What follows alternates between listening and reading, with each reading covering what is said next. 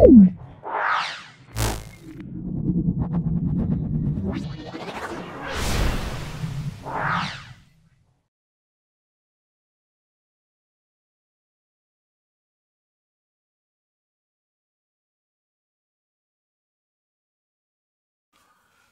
হচ্ছে সঠিক উত্তর নির্বাচন করতে বলছে।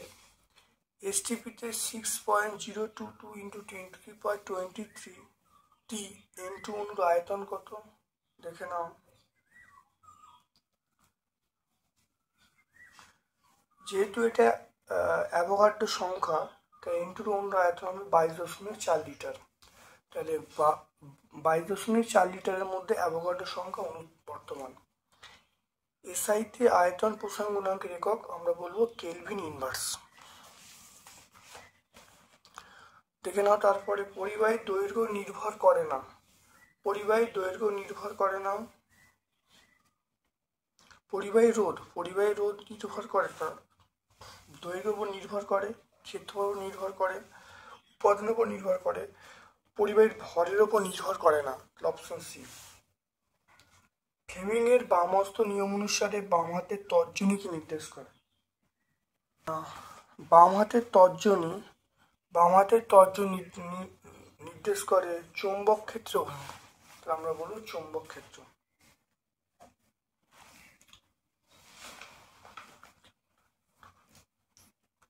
একটা হলো তড়িৎ অবিশ্লেষ্য পদার্থ হলো চিনি গোলা জল, বাকিগুলো কিন্তু তড়িৎ বিশ্লেষ্য পদার্থ। পচা ডিমের গন্ধযুক্ত গ্যাস হলো H2S। আয়রনের আকরিক আমরা বলবো bauxite, cryolite, calamine, hematite. Hematite হলো আয়রনের আকরিক।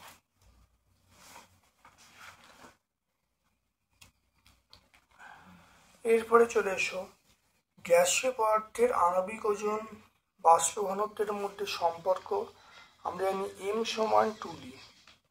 M মানে আণবিক ঘনত্ব, M মানে আমরা বলবো আণবিক ওজন, আর D মানে বাষ্প ঘনত্ব। M সমান 2D। বাষ্প ঘনত্বের সিজিএস পদার্থের একক হলো গ্রাম পার সিসি। বাষ্প ঘনত্বের কোনো একক নেই, এটা মিথ্যা। তরলের প্রকৃত প্রসারণ সমান পাত্রের প্রসারণ প্লাস আমরা বলবো আপাত প্রসারণ। আমরা বলবো আপাত প্রসারণ।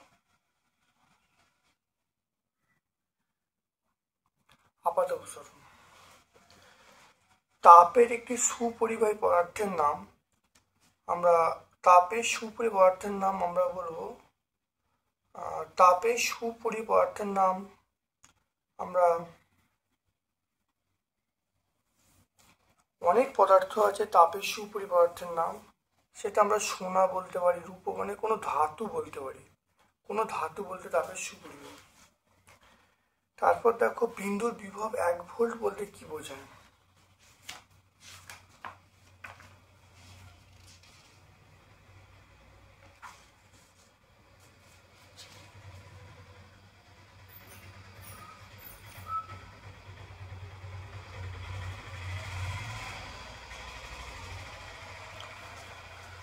দেখে নাও তড়িৎ ক্ষেত্রে অবস্থিত একটি বিন্দু থেকে অপর বিন্দুতে 1 কুলম আধান নিয়ে যেতে যদি 1 জুল কাজ করতে হয়, তাহলে বিন্দুর বিভব পার্থক্যকে আমরা 1 ভোল্ট বলবো।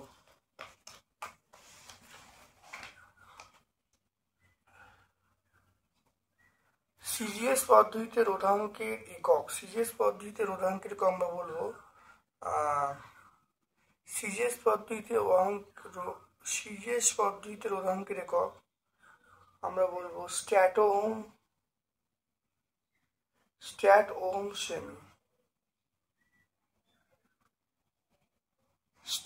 সেমি। মোটরের শক্তি বৃদ্ধির উপায় হলো তড়িৎ প্রবাহমাত্রা বৃদ্ধি করা, আয়ের মানটা তড়িৎ প্রবাহমাত্রা বৃদ্ধি করা, বা শক্তিশালী চৌম্বক ক্ষেত্র ব্যবহার করা। গোল্ড প্লেটিং দেখে নাও। গোল্ড প্লেটিং হলো পটাশিয়াম আয়োডাইড তড়িৎ বিশ্লেষণ হিসাবে ব্যবহার করা হয়। গ্যালভানাইজেশন আমরা ব্যবহার করব জিঙ্ক। জলের তড়িৎ বিশিষ্ট তড়িৎ দাম হলো প্ল্যাটিনাম। নেজলার বিকা পটাশিয়াম মার্কিউরেট আয়োডাইড। দেখে নাও ভালো করে। এবার চলে এসো, ঠিক করতে হলে তুমি কি করবে। একটি পরিবাহী কুণ্ডলীকে আবিষ্ট তড়িৎ প্রবাহ সৃষ্টি করতে হলে তুমি কি করবে। যেখানে আবিষ্ট তড়িৎ প্রবাহ তৈরির অন্যতম কারণ হলো পরিবাহী এবং চুম্বক ক্ষেত্রের মধ্যে আপেক্ষিক গতি থাকতে হবে। তাহলে আমরা কি বলবো, এখানে আবার লেখা আছে পরিবাহী এবং চুম্বক ক্ষেত্রের মধ্যে আপেক্ষিক গতি থাকতে হবে।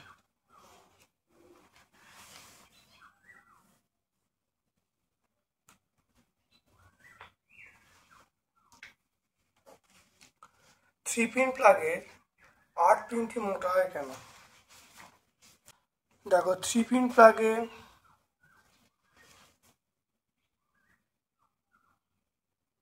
8 পিনটি মোটা হয়। 8 পিনটি মোটা করা যাতে ভুলবশত এদিকে অন্য দুটি ছিদ্রের মধ্যে প্রবেশ করানো না হয়। আবার 8 পিনটি লম্বা করা হয় কারণ যাতে লাইভ এবং নিউট্রাল তারপরে পিনটি সকেটের সঙ্গে যুক্ত হতে পারে এবং শক লাগার সম্ভাবনা কম হয়। এটা আমরা 85 পেজে পেয়ে যাব। লাইকার অ্যামোনিয়া কি। লাইকার অ্যামোনিয়া বোতল খোলার সময় ঠান্ডা করে খুলতে হয় কেন। দেখে নাও, লাইকার অ্যামোনিয়া কাকে বলে। 0.88 আপেক্ষিক গুরুত্ব বিশিষ্ট অ্যামোনিয়ার গাঢ় জলীয় দ্রবণকে লাইকার অ্যামোনিয়া বলে। এতে 35% অ্যামোনিয়া দ্রবীভূত থাকে। বোতল খোলার সময় কেন ঠান্ডা করে ছিপি খুলতে হয়, কারণ সাধারণ উষ্ণতায় লাইকার অ্যামোনিয়ার বোতলে ছিপি খুললে গ্যাসীয় অ্যামোনিয়া সহ জলীয় দ্রবণ ছিটকে পড়ে চোখে লাগতে পারে, যা চোখের পক্ষে অত্যন্ত ক্ষতিকারক। চোখে পড়লে চোখ নষ্ট হতে পারে, সেই জন্য বোতলকে ঠান্ডা করে ছিপি খুলতে হয়।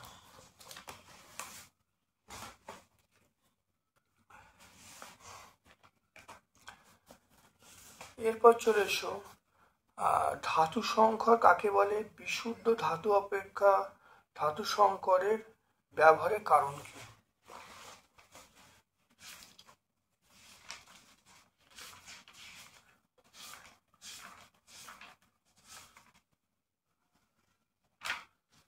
দেখে নাও, ধাতু সংকর কাকে বলে। দুই বা ততোধিক ধাতুর সমসত্ব অসমসত্ব মিশ্রণকে ধাতু সংকর বলে।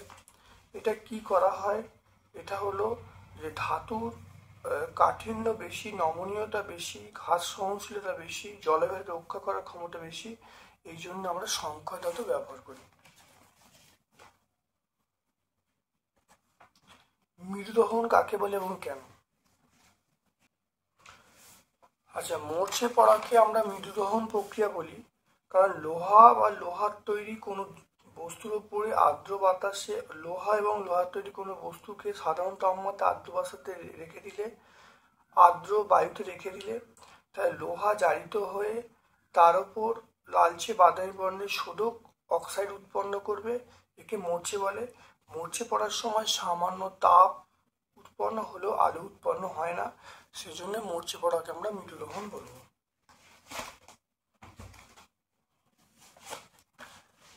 এবার চলে এসো বিভাগ গ। বিভাগ গ চলে এসো। দেখো, 66 গ্রাম CO2 উৎপন্ন করতে কত গ্রাম ক্যালসিয়াম কার্বনেটের প্রয়োজন হয়।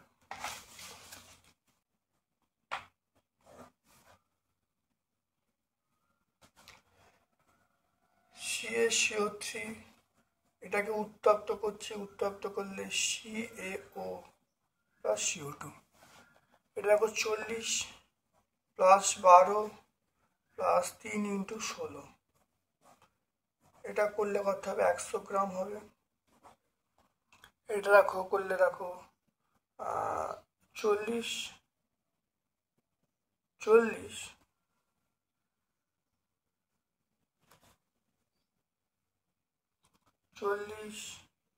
কত গ্রাম CO2 মানে আমরা এখানে বলবো 12 প্লাস 2 ইন্টু 16, তাহলে 44 গ্রাম। তা দেখে নাও 44 গ্রাম CO2 উৎপন্ন করতে কত CO2 লাগবে? 100 গ্রাম। দেখো 44 গ্রাম কার্বন ডাইঅক্সাইড উৎপন্ন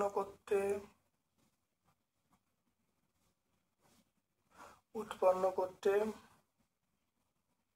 CO3 প্রয়োজন বা ক্যালসিয়াম কার্বনেট প্রয়োজন। আমরা বলবো 100 গ্রাম। আর 1 গ্রাম CO2 উৎপন্ন করতে CO2 প্রয়োজন 100/44। আর এখানে বলা আছে 66 গ্রাম।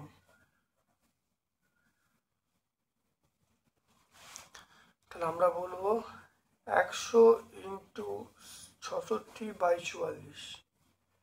11 দিয়ে 4 11 44, 11 দিয়ে কাটলে কত? 11 কাটলে আমরা বলবো 6। এটা 2 দিয়ে কাটলে 3, 2 দিয়ে কাটলে 2, এটা আমরা কত হবে? 50।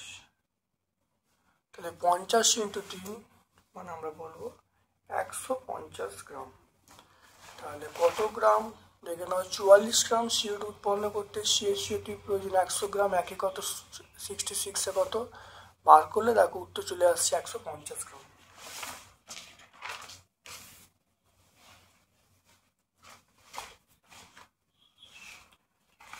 অথবা প্রশ্ন দেখো, পটাশিয়াম ক্লোরেটে অক্সিজেনের শতকরা পরিমাণ কত?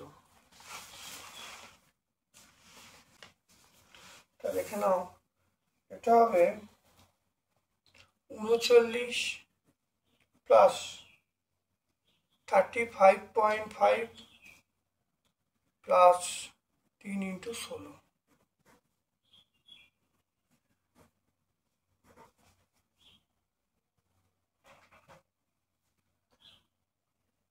122.5।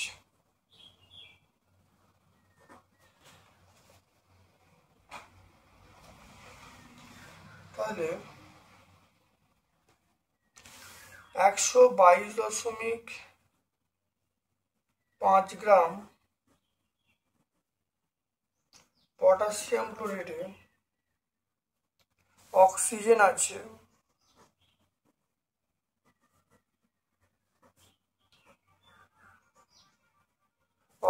আছে দেখে নাও 348 গ্রাম। 1 গ্রাম পটাশিয়াম ক্লোরাইডে অক্সিজেন আছে 48/125.5 আর শতকরা 100 বার করব।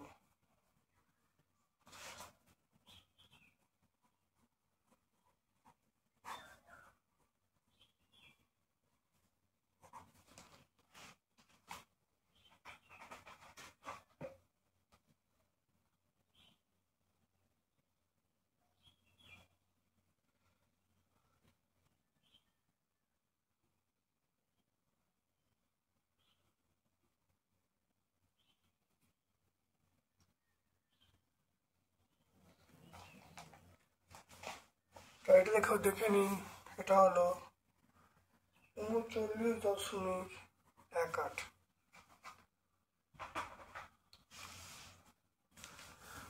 তাহলে এখানে দেখে নাও পটাশিয়াম ক্লোরাইডে অক্সিজেন আছে 38 গ্রাম। একে কত? আর এখানে দেখেন 100 কত বার করলে এটা চলে আসছে। তাহলে পটাশিয়াম ক্লোরাইডে তাহলে KClO তে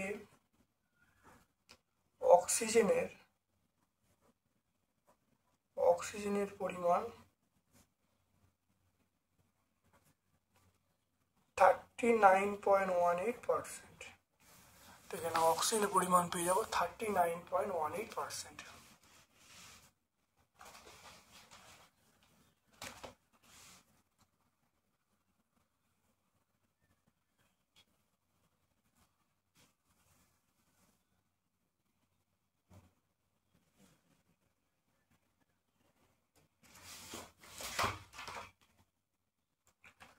এরপর দেখো,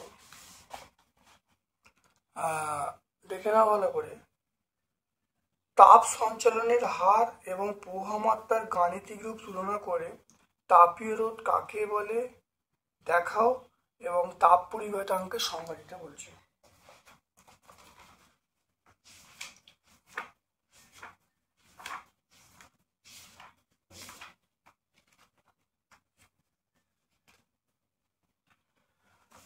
কেন এখান থেকে দেখো আমরা এটা ব্যাখ্যা করতে পারি ইউ বাই টি সমান আমরা কি বলবো কে theta one minus theta two by D. আর এখানে আই দেখো আই পেয়ে যাবো V one minus V two by R. তাহলে আমরা বলতে পারবো যে তাপীয় রোধ আর সমান বা আর টি সমান ডি বাই কে। তাহলে এটা কি আমরা বলবো তাপীয় রোধ আমরা বলবো। এরপর দেখো তাপ পরিভেদাঙ্কের সংজ্ঞা এখানে পরিষ্কার পাবে তাপ পরিভেদাঙ্কের সংজ্ঞা। পেজ নাম্বার 33 আমরা পেয়ে যাব। এরপরে চলে এসো বিভব প্রভেদ এবং তড়িৎ প্রবাহ সম্পর্কিত ওহমের সূত্রটা লিখতে বলছে, এর গাণিতিক রূপ দিতে বলছে এবং এখান থেকে রোধের সংজ্ঞা দিতে বলছে। দেখে নাও ওহমের সূত্র, দেখে নাও ব্যাখ্যা পেয়ে ওহমের সূত্র ব্যাখ্যা পেয়ে যাবে। এখান থেকে দেখো রোধের সংজ্ঞা যদি বলা হয় তাহলে দেখো আর সমান ভি বাই আই। তাহলে পরিবাহী দু প্রান্তের বিভব পার্থক্য এবং প্রবাহ মাত্রার অনুপাতকে আমরা রোধ বলবো।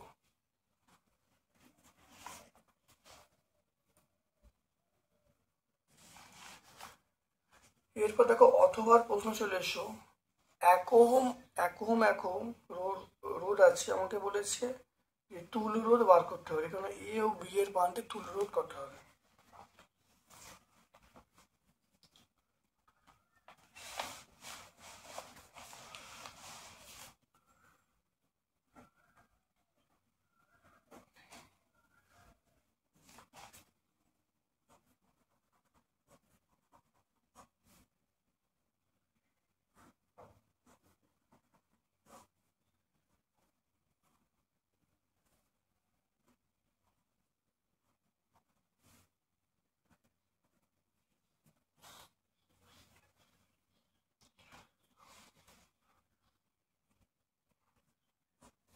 এটা এ এটা বি, তাহলে তুল রোধ কত হবে? তাহলে এ ও বি বিন্দুর মধ্যে তুল রোধ কত হবে? এখানে এক একে যোগ করলে 2 হবে। তাহলে এই 2 এর সঙ্গে কোন সমবায় আছে? সেটা হলো সমান্তর সমবায়। তাহলে 2 ইন্টু 1 বাই 2 প্লাস 1, তাহলে আমরা বলবো 2/3। তাহলে এই দুটোর মধ্যে তুলরোধ যদি করা হয় তাহলে এই দুটোর মধ্যে দেখো তুলরোধ তাহলে 2 হবে। তাহলে আমরা এরম ভাবে ছবিটা একটু এঁকে নিতে পারি পাশে।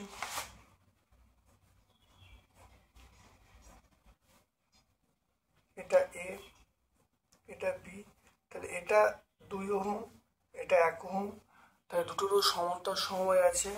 তাহলে এ ও বি মধ্যে তুল্যরোধ হলো দুটো রোধের এই দুটো যে রোধ আছে এই দুটো রোধের গুণফল বাই যোগফল। দেখে নাও তাহলে 2/3 ওহম।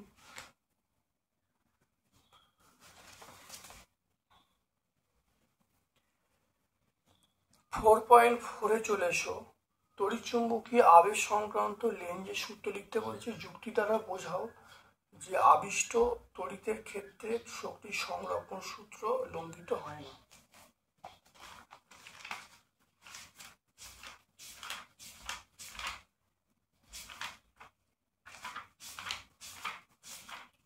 এখানে দেখে নাও এইখান থেকে এই পুরোটা লিখলে উত্তর হয়ে যাবে। এটা লেঞ্জের সূত্র আছে আর এটা দেখো ব্যাখ্যাটা আছে, এখানটা লিখলে উত্তরটা হয়ে যাবে। পেজ নাম্বার 82-তে আমরা পেয়ে যাব। তারপর দেখো বিওটি, দেখে নাও বিওটি কাকে বলে? একটি পাখা 70 ওয়াট পাখা এবং 9 ওয়াট এলইডি 8 ঘন্টা করে 30 দিন চললে কত ইউনিট বিদ্যুৎ শক্তি ব্যয় হবে? প্রথম দেখো বিওটি কাকে বলে। দেখে নাও বিওটি দেখো 1 কিলোওয়াট ক্ষমতা সম্পন্ন কোনো তৈরি যন্ত্র 1 ঘন্টা চললে যে পরিমাণ শক্তি ব্যয় করে তাকে আমরা 1 বিওটি বলবো বা 1 কিলোওয়াট আওয়ার বলবো।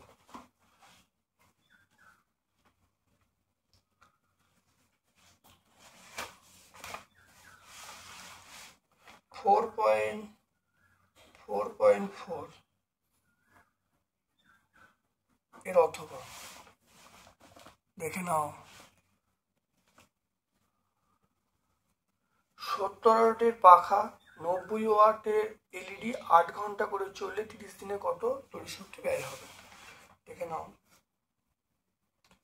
তাহলে 30 দিনে ব্যয়িত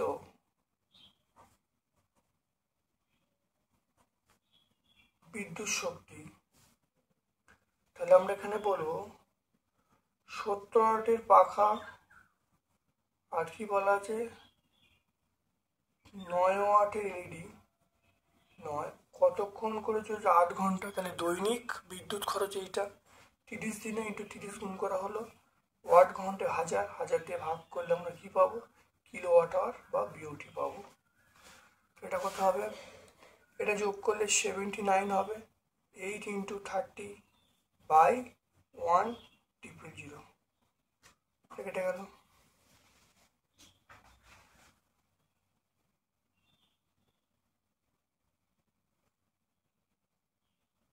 উনআশি ইন্টু 24 এইটা গুণ করলে যেটা আসবে 1896 বাই 100 তাহলে 18.96 বিওটি বা কিলোওয়াট আওয়ার। দেখে নাও ছোট্ট অঙ্ক।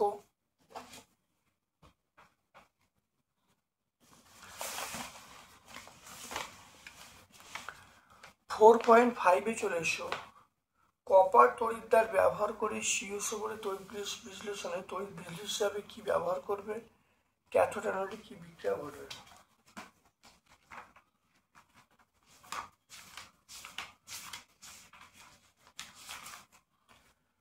দেখে নাও কপার তড়িৎদ্বার ব্যবহার করে তাহলে এখানে আমরা কি বলবো কপার তড়িৎদ্বার ব্যবহার করে তড়িৎ বিশ্লেষণ হিসাবে আমরা কি ব্যবহার করব তড়িৎ বিশ্লেষণ হিসাবে আমরা ব্যবহার করব কপার সালফেট। দেখে নাও কপার সালফেট আমরা ব্যবহার করব আর এখানে ক্যাথোড ও অ্যানোডের জায়গায় বিক্রিয়া আমরা লিখতে পারবো।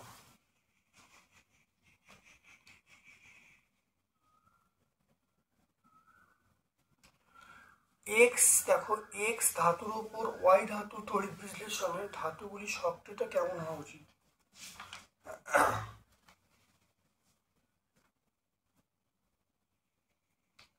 তাহলে দেখে নাও অপেক্ষিত বেশি সক্রিয় ধাতুর উপর অপেক্ষিত বেশি সক্রিয় ধাতু যেমন লোহা পিতল এর ওপর তড়িৎ বিশ্লেষণ করা হয় কম সক্রিয় ধাতু।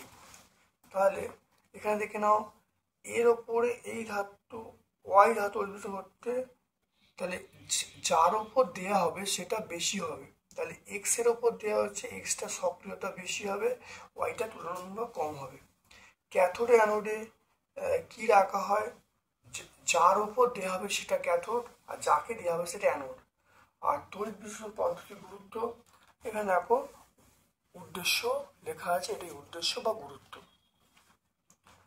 এখানে ভালো করে। তারপর দেখো স্পর্শ পদ্ধতিতে SO2 থেকে কিভাবে H2SO তৈরি করবে সমীকরণ দিতে বলছে।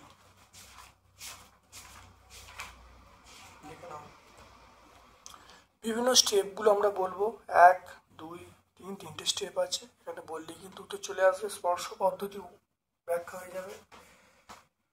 আজকে আমরা 2 নম্বর সেটটা সম্পূর্ণ ব্যাখ্যা করলাম।